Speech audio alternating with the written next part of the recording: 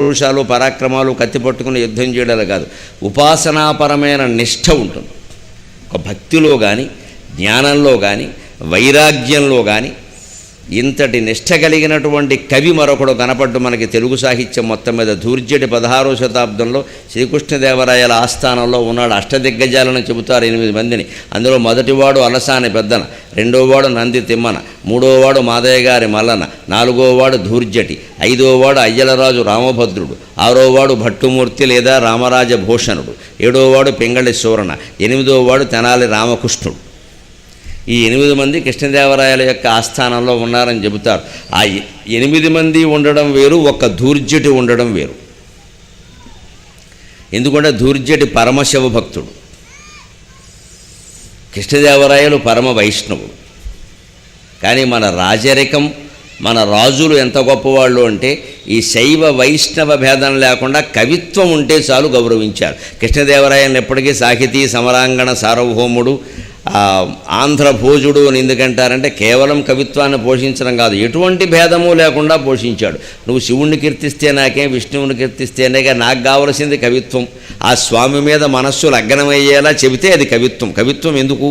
మామూలు మాటలు మనం ప్రవచనం చెప్పుకోవచ్చు వేదాంత రూపంలో. పద్యాలు ఎందుకు చెప్పుకుంటున్నామండి? 3 రోజులు శతకాలు ఎందుకు ఎంచుకున్నాం? పద్యాలు ఎందుకు చెప్పుకుంటున్నాం? పత్రికలో కూడా ప్రత్యేకంగా రాశారు, ఈవేళ చూశాను నేను. గరికపాటి వారి పద్యాలకి, పాడే విధానానికి, చలోక్తులకి ప్రజలు పరవశించారు అన్నాడు. ఏమో నేను మాత్రం పరవశించా ఆ మాట చూసి.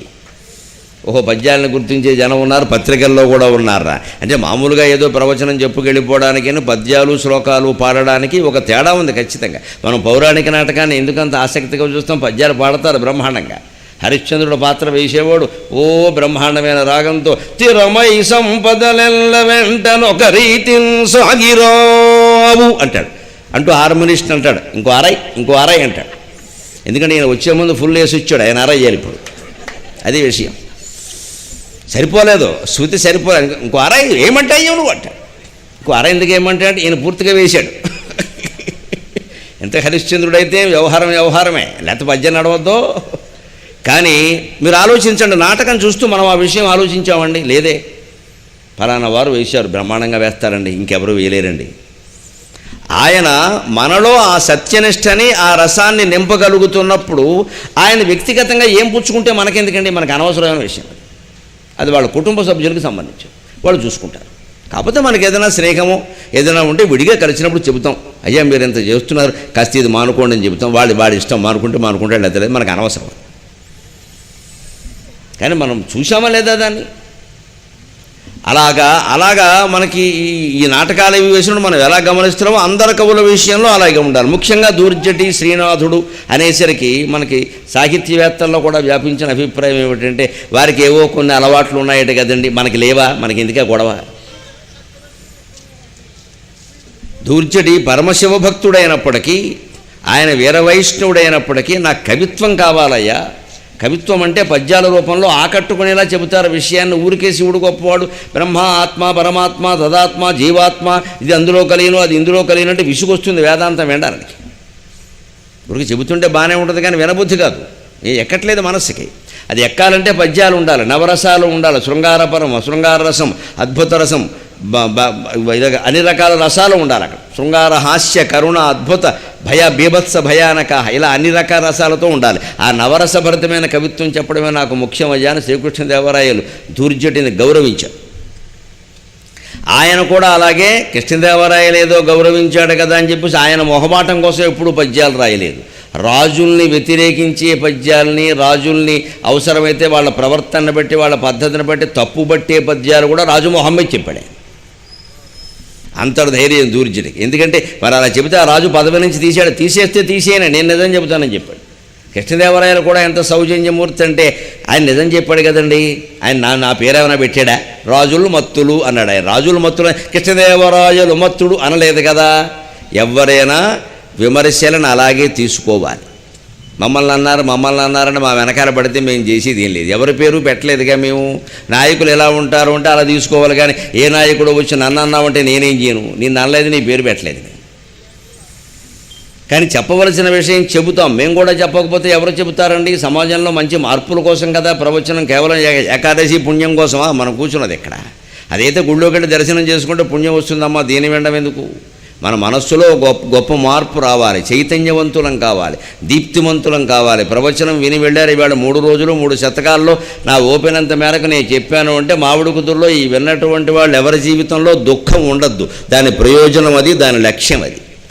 దుఃఖం ఉండద్దు. ఇంకా ఆ దుఃఖం తొలగిపోగలగాలి, ఆ జ్ఞానం పొందగలగాలి. భక్తి జ్ఞాన వైరాగ్యాలు పొందినప్పుడు నన్ను ఇక్కడ కూర్చోబెట్టి సత్కారాలు చేయడం ఎందుకు, చెప్పించడం ఎందుకు? ఆ దిశగానే ప్రవచనం సాగాలి. అటువంటిప్పుడు మొహమాటాలు ఉండకూడదు. ఇంకా ఎవరో ఏమనుకుంటారో, ఏమనుకుంటే మనకే, ఎవరి నుంచి మనం ఏం ఆశించాం, కోరిక లేదు, ఎవరికి మనం భయపడం. ఎందుకంటే మృత్యువుకు తప్ప భయపడవలసింది లేదు, దానికే సిద్ధంగా ఉన్నాం.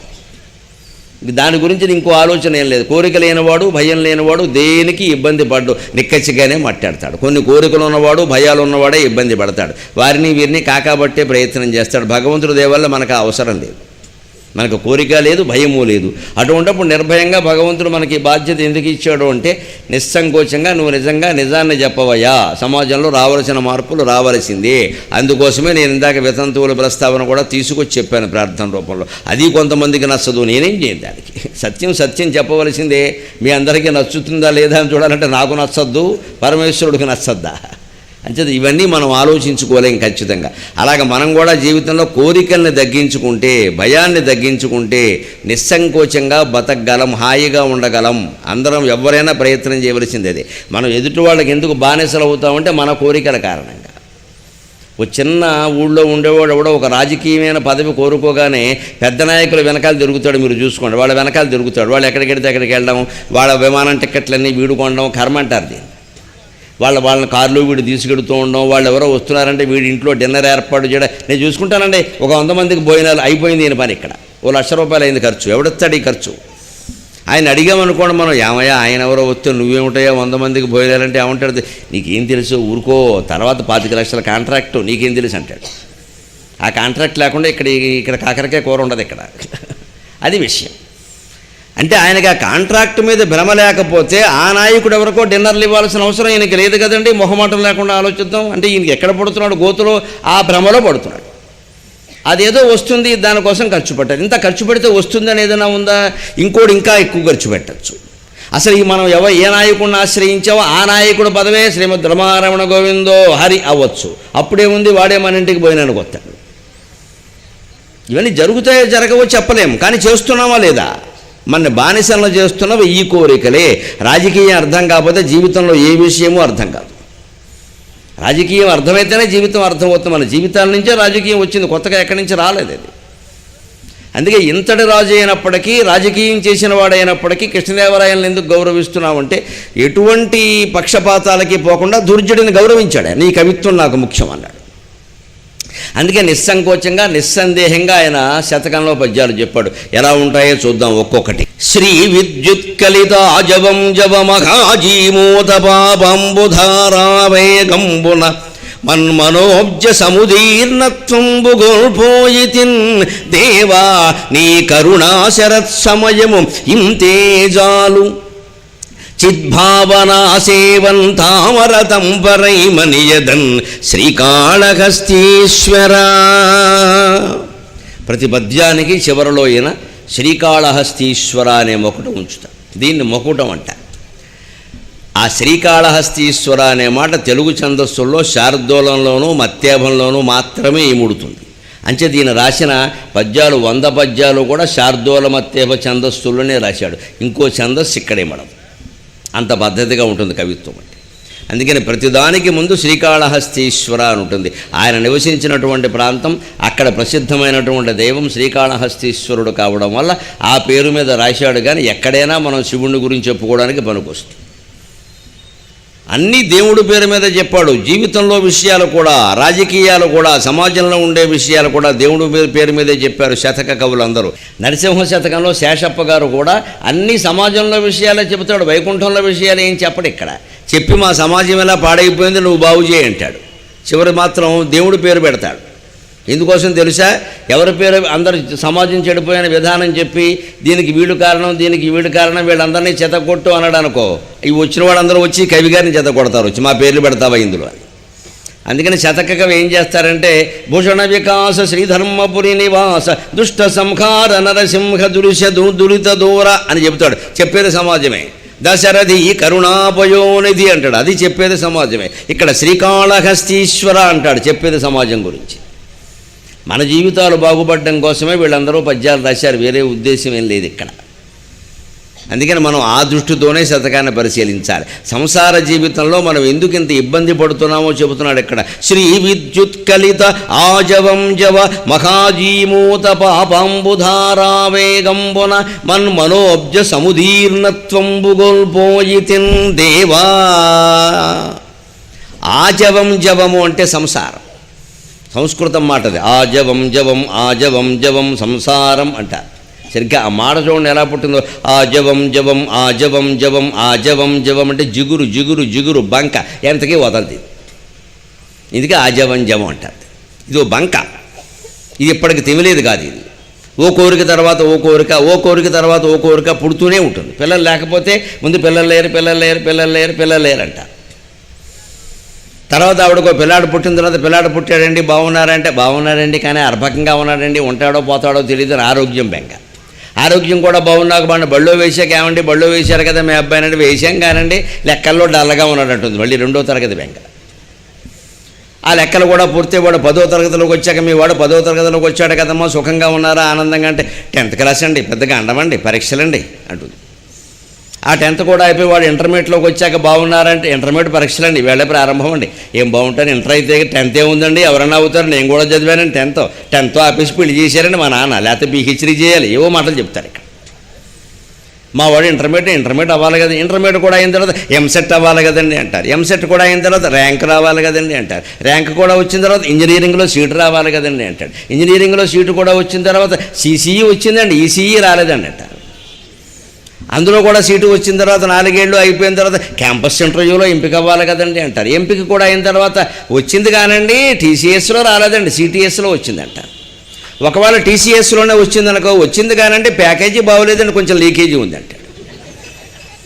ఆ ప్యాకేజీ కూడా బాగున్న తర్వాత ఏమమ్మా మీ అబ్బాయి బాగున్నాడంటే అన్నీ బాగానే ఉన్నాయండి 30 ఏళ్ళు వచ్చే పెళ్ళి అవ్వట్లేదంట.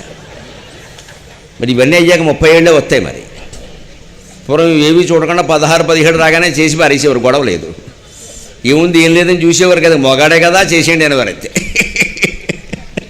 మొగాడు కాకపోతే ఆలోచించాలి కానీ వేరే ఆలోచించేది ఏమిటి, చేసేయండి అంతే, ఇంకేం ఆలోచించిపోయాడు. అన్నీ ఆలోచనలే. ఇప్పుడు ఉద్యోగం ఉందా లేదా, చదువు ఉందా లేదా, సంపాదన ఉందా లేదా, ప్యాకేజ్ ఉందా లేదా, లీకేజ్ ఉందా లేదా, ఇవన్నీ ఉంటాయా? ఇవన్నీ ఆలోచిస్తే వాడికి 30 ఏళ్ళు వచ్చాయి. 30 ఏళ్ళు వచ్చాయి మళ్ళీ అదో బెంగ. పోనీ ఏదో రకంగా సంబంధం చూసి పెళ్ళయ్యాక బాగుందండి మేడం గారు పెళ్లి కూడా చేసేసారు, మీ అబ్బాయికి పార్టీ కూడా ఇచ్చారు, మాకు బాగుందంటే ఏముందమ్మా 2 ఏళ్ళు అయింది కోడలు నీళ్ళు వేసుకోలేదంట. అసలు ఈ అత్తగారు నీళ్ళు వేసుకోకుండా ఉంటే ఈ గొడవ లేకుండా ఉంటుంది. ఇది ఆజవం జవం అంటే ఇది.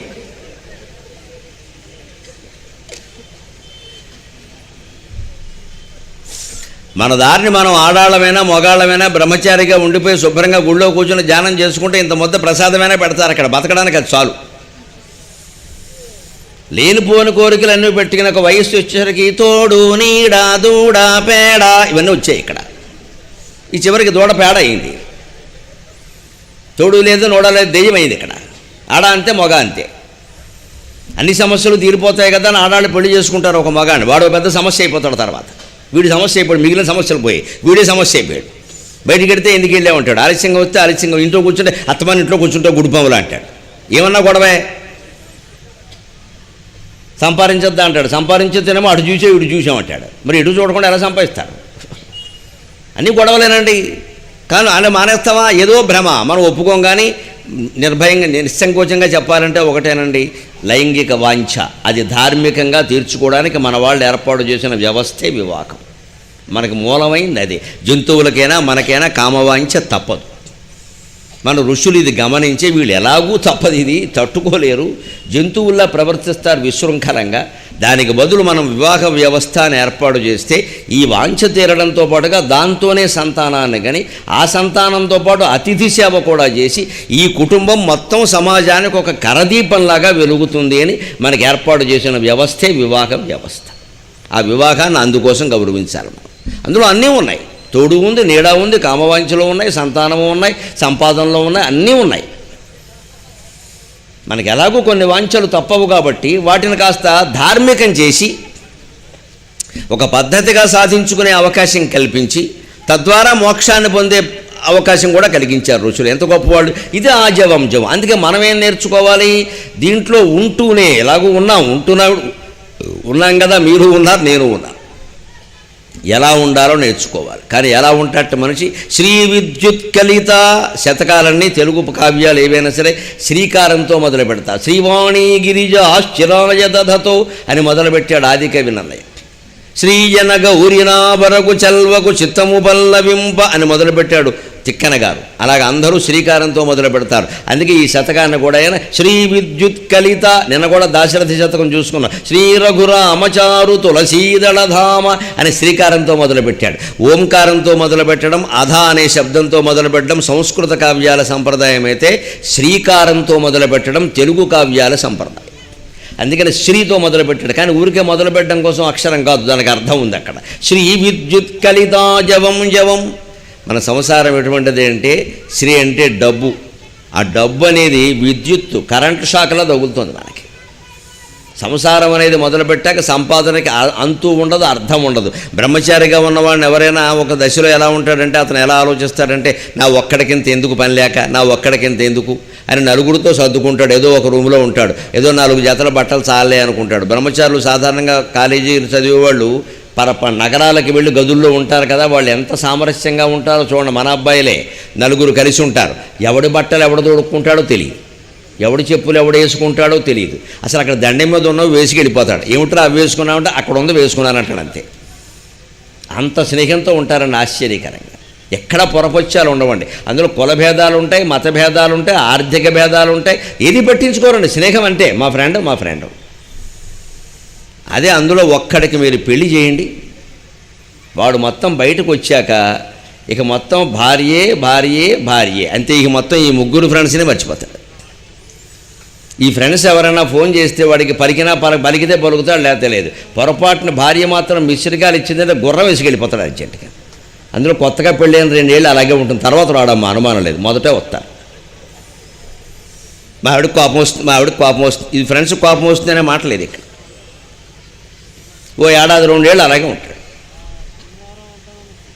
అంటే సంసార వ్యామోహం ఎలా ఉంటుందంటే, ఇలా పెళ్ళైన వెంటనే ఇక ఆవిడే అన్నట్టుగా ఉంటుంది అంతే. ఇంకా అందుకని శ్రీ విద్యుత్ కలితాజవం వల్ల ఈ డబ్బు అనేది, సంపాదన వ్యామోహం అనేది కరెంటు షాకులా తగ్గుతుంది. జాగ్రత్తగా చూసుకోండి. విద్యుత్ అంటే ఎప్పుడు చంచలమే కదా, విద్యుత్ చంచలమే. చంచల చపల అపి విద్యుత్ సౌదామని, విద్యుత్తు సౌదామని, చంచల చపల ఇవన్నీ పేర్లండి విద్యుత్తుకి. అందుకని ఇది చంచలమైన సంపద అని తెలుసున్నవాడు దీన్ని బట్టు కూర్చుంటారు ఇక్కడ. ఆజవం జవ మహాజీమూత పాపంబుధారావేగంబున. పైగా విద్యుత్ మెరుపు తీగ ఎక్కడ పుడుతుంది? మేఘంలో పుడుతుంది. అందుకే మహాజీమూతం అన్నాడు. జీమూతం అంటే మేఘం. ఈ సంసారంలో ప్రవేశించాక మనకి ఎంత డబ్బైనా సరిపోదు కాబట్టి దానికోసం ఏం చేస్తామో పాపాలన్నీ చేస్తాం, అక్రమ సంపాదనకి పాల్పడతాం. 100 కోట్లు సంపాదిస్తారు అక్రమంగా. ఆస్తులు ఆక్రమించేసి, స్థలాలు ఆక్రమించేసి, అన్యాయాలు చేసేసి, పేదవాళ్ళకి మొత్తం ఇక ఆమోదం రాసేసి, నానా గొడవ చేసి సంపాదిస్తాడు. ఇదంతా ఎందుకు సంపాదించామంటే ఏమంటాడు తెలుసా? ఏదో కుటుంబం కోసం 4 రాళ్ళ అంటే 400 కోట్ల అంటే ఈ లెక్కల్లో రాయి అంటే 100 కోట్లు. మనం మామూలుగా 4 రాళ్ళు అంటే 4 రూపాయలు. అబ్బే ఈయన లెక్కల్లో 100 కోట్లు. ఇంది దేవమానం, ఈయన ప్రమాణాలు వేరు. అంత అక్రమ సంపాదన ఎందుకంటే ఒక సంసారం సాగడానికి. అందులో పూర్వం అయితే 10 మంది ఉండేవారు. ఇవాళ ఏ సంసారంలో 2 పిల్లల మించి లేరే. అంతెందుకు పని లేక మనిషి ఆశ, దురాశ. తోడుకోడలతో పోలిక, తోడులుడితో పోలిక, స్నేహితుడితో పోలిక, పక్కింటి వాడితో పోలిక. మరి ఇంక సంపాదించకుండా ఏం చేస్తావు? ఈ పోలికలు మానుకుంటే, ఈ పోలికల చాలిక అనుకుంటే సుఖంగా ఉంటాం. మన సంసారం ఏదో మనవేడవకుండా వాళ్ళతో పోలిక ఎందుకండి? అందువల్ల చెడుతున్నాం మొత్తం అందరూ. అందుకే మహాజీమూత పాపాంబుధారావేకంబన. ఈ చిన్న సంసారాన్ని పోషించడం కోసం నేను డబ్బు సంపాదించడం మొదలు పెడితే మేఘం నుంచి విద్యుత్తును వర్షధార కాకుండా పాపాలే ధారగా కురుస్తున్నాయి అన్నాడు. నేను చేసే పాపకర్మల ఫలాలు ధారగా కురిసి నా నెత్తిని మొత్తేస్తున్నాయ్యా. మనోబ్జ సముదీర్ణత్వంబు గొల్పోయి తిన్. ఈ పాపాల కారణంగా, ఈ సంపాదనల కారణంగా దుఃఖాలు పెరిగిపోయి చివరికి 40 ఏళ్ళు 50 ఏళ్ళు వచ్చేసరికి పిల్లలు బాగా ఎదిగి ఆ ఖర్చులన్నీ తగులుకుని వాళ్ళకి పెళ్ళిళ్ళై మళ్ళీ కోడళ్లతోటి అల్లుళ్లతోటి అభిప్రాయ భేదాలు, కష్టాలు, విడాకులు, మావిడాకులు, నానా గొడవలు అనుభవిస్తూ అప్పుడు ఖచ్చితంగా పూజారి గారు కనపడగానే ఏమండి సోమవారం పూజ చేస్తే కష్టాలు పోతాయా అంటాడు ఈయన. ఇప్పుడు పోకముందు కష్టాలు రాకముందు పూజారి గారిని అడుగుంటే గొప్ప ఉపాయం చెప్పాడు వాడు. అది అడగడం వచ్చాక అడుగుతాడు.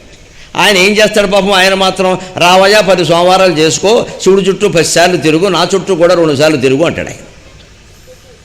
అసలు వీటన్నిటికీ మూలం ఎక్కడుంది? ఈ సంసారాన్ని నమ్ముకుని దీనికోసం సంపాదించి దీనికోసం మహాపాపాలన్నీ చేస్తున్నాం. ఆ పాప ఫలాలు వర్ష రూపంలో కురుస్తున్నాయి మన నెత్తి మీద. మన మనస్సు ఎలా ఉందట? అబ్జ పద్మం లాంటిది. ఎంత గొప్పగా చెప్పాడు చూడండి. మనిషి మనస్సు పద్మం, సున్నితమైంది, సుకుమారమైంది, 100 రేకులతో ఉంటుంది పద్మం అనేది. పద్మం ఎప్పుడు శరత్కాలంలో ఆశ్వీజ కార్తీక మాసాలు వస్తే వికసిస్తుంది వెన్నెలకి. రేపు వర్షకాలం వస్తుందండి, శ్రావణ భాద్రపదాల్లో పద్మాలు చెరువుల్లో కనపడవు మీకు. చీలికలు వారి వత్తలైపోతాయి. పద్మం భరించలేంది, తట్టుకోలేంది వాన. పద్మం ఆనందంగా భరించగలిగింది వెన్నెల. వెన్నెల కాస్తుంటే బ్రహ్మాండంగా వికసిస్తుంది పద్మం. వర్షం కురుస్తుంటే మాత్రం పద్మం ఏడుస్తుంది. ఎందుకంటే వర్షపు చినుకులకి సున్నితంగా ఉండే తామరపు రేకులన్నీ చీలికలైపోతాయి. అలాగే మన మనస్సు అనే తామరపు రేకులు కూడా ఈ పాపఫలాల వర్షానికి చీలికలైపోతున్నాయి అంటున్నాడు ఆయన. ఇవన్నీ మన కోసం మనం చేసుకున్నవేగా. దేవుడు ఏమైనా చేయమన్నాడా? 2 మెతుకులు తిని సుఖంగా నమశివాయ అనుకుంటూ కూర్చోవయ్యా అంటే ఎందుకు కూర్చుంటామండి? మెతుకులు అంటే అలాగే మనం జిల్లా అంతా ఆక్రమించద్దు. ఇది అమ్మన్ మనోబ్జ సముదీర్ణత్వంబు కోల్పోయి ఇప్పుడు కోల్పోయాక ఏమంటాడు? దేవా నీ కరుణా శరత్సమయం ఎంతేజాలు. ఇంచేది మళ్ళీ పద్మం, వాడి వత్తలైన పద్మం, పీలికలైన పద్మం ఆశ్చర్యం అండి, మళ్ళీ వికసిస్తుంది, కొత్త రేకులు వస్తుంది, కొత్తగా వికసిస్తుంది. ఎప్పుడో తెలుసా? ప్రకృతి పరిణామం గమనించండి. ప్రకృతి పరిణామంలోనే ఒకసారి భయంకరమైన ఎండ 2 నెలలు గ్రీష్మ ఋతువు, వెంటనే వర్ష ఋతువు, చల్లని వాన.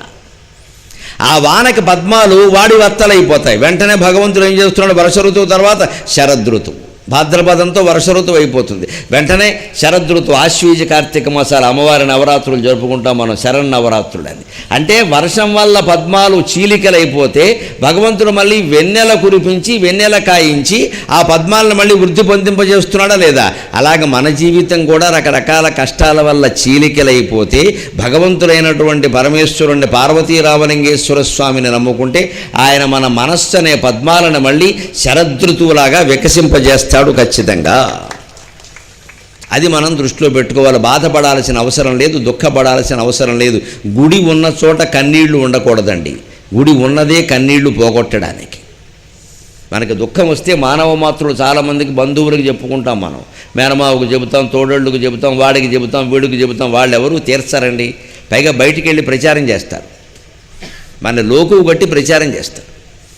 అదే గుళ్ళోకి వచ్చి రామలింగేశ్వర స్వామికో వేణుగోపాలస్వామికో చెప్పుకున్నాం అనుకోండి, ఎవ్వరికీ ప్రచారం చేయకపోగా ఆ కష్టాన్ని తీరుస్తారు. పాపం వెళ్ళాలి, ఎవరికి చెప్పుకోలేక, మొగుడికి కూడా చెప్పుకోలేక నాకు వచ్చి చెప్పుకుంది, నేను కూడా చూడకపోతే ఎవరు చూస్తారు అని వెంటనే పరమేశ్వరుడు పార్వతీదేవికి చూస్తారు. వీళ్ళంతా స్త్రీలు కదా, మీ వర్గం కదా, అందుకని నువ్వు చూసుకో అంటాడు. నేను చూసుకుంటాను లేండి, మీరు పక్కకి వెళ్ళండి, ఎంతైనా మొగాళ్ళకి మొగాళ్లే ఉంటుంది ఆవిడ.